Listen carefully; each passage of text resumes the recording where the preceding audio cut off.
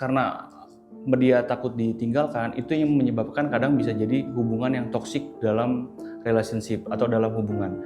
Jadi dia merasa takut tinggalkan, bahkan ketika pasangannya misalnya menyakiti dia tetap, karena dia trauma nggak mau ditinggalkan, dia tetap bertahan dengan kondisi seperti itu.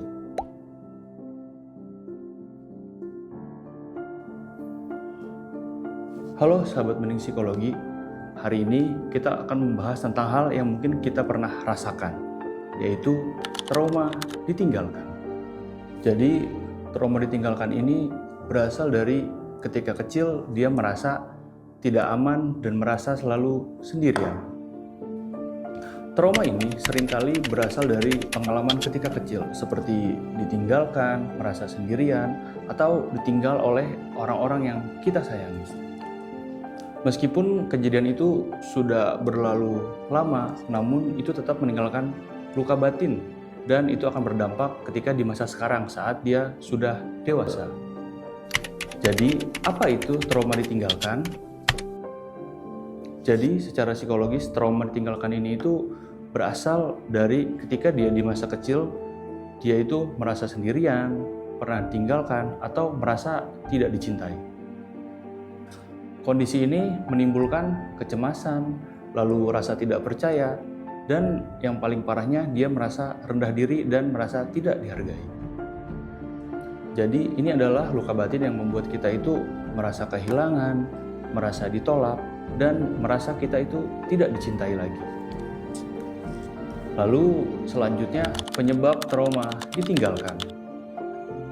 Ada 3 hal yang menjadi penyebab trauma ditinggalkan. Yang pertama itu ada pengalaman masa kecil, jadi dia ketika kecil pernah tinggalkan orang tuanya, atau dia pernah mengalami pengalaman-pengalaman yang tidak mengenakan.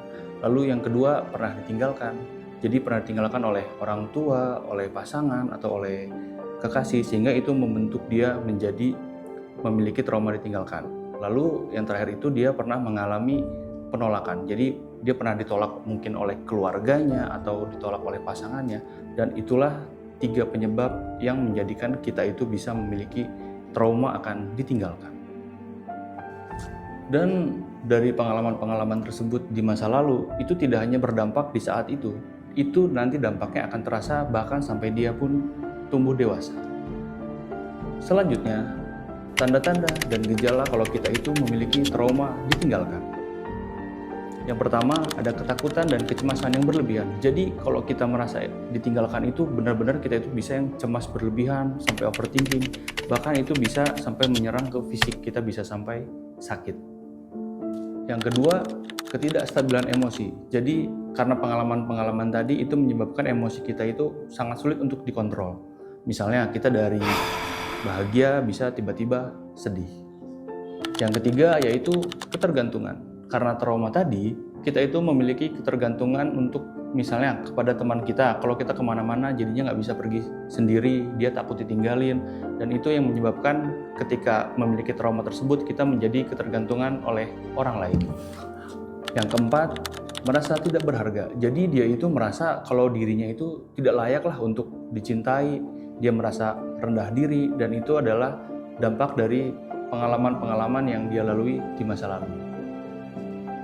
Lalu yang kelima ada masalah dalam hubungan. Karena dia takut ditinggalkan, itu yang menyebabkan kadang bisa jadi hubungan yang toksik dalam relationship atau dalam hubungan.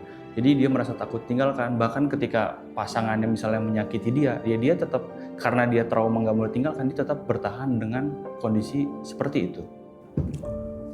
Lalu yang terakhir ada bereaksi berlebihan atau lebay lah. Jadi ketika dia melihat sesuatu itu dia merasa kalau itu tuh wah ini mengancam aku nih, aku kayaknya mau ditinggalin deh. Dia selalu merasa kalau dia tuh dirinya tuh nggak aman gitu. Dan jadinya gejala-gejala ini tuh sangat melelahkan baik untuk dirinya sendiri dan juga orang-orang di sekitarnya. Nah, lalu di sini ada dampak dan konsekuensi dari trauma ditinggalkan. Yang pertama, mengikis kepercayaan diri. Jadi karena dia bergantung kepada orang lain dan merasa dia tidak bisa hidup lah kalau tidak didampingi, itu membuat kepercayaan dirinya itu semakin rendah atau turun secara drastis. Yang kedua, menimbulkan permasalahan kesehatan mental. Jadi dari masalah-masalah tadi yang sudah dia alami itu membuat dia menjadi depresi atau bahkan memiliki gangguan kecemasan. Lalu yang ketiga atau yang terakhir itu mengganggu kegiatan sehari-hari. Jadi dari trauma-trauma itu bakal menghambat dia dari segi karirnya atau mungkin sekolahnya, karena balik lagi ya, dia tidak bisa hidup kalau tidak ada pendampingnya, tidak ditemenin. Ya itu kan bakal menghambat aktivitas dia. Bahkan itu nanti ketika dia berpasangan atau memiliki hubungan ya tadi, itu bakal menjadi hubungan yang toksik. Lalu selanjutnya, gimana sih cara kita bisa mengatasi trauma masa lalu?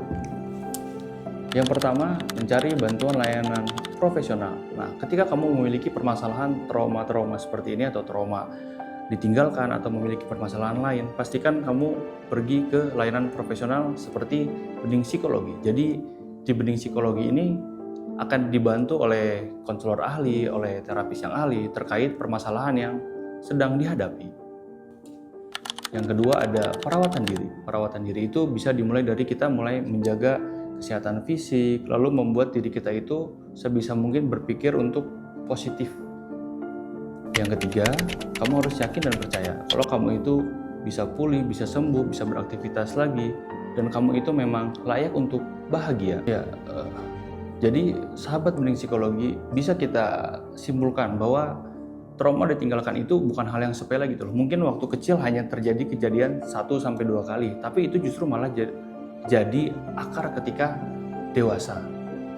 Baik sahabat bening psikologi, terima kasih sudah menonton video ini. Jika ada pertanyaan atau hal-hal lain, boleh silahkan untuk berkomentar di kolom komentar. Dan sampai bertemu di video selanjutnya. Bening psikologi, solusi kesehatan untuk mental Anda.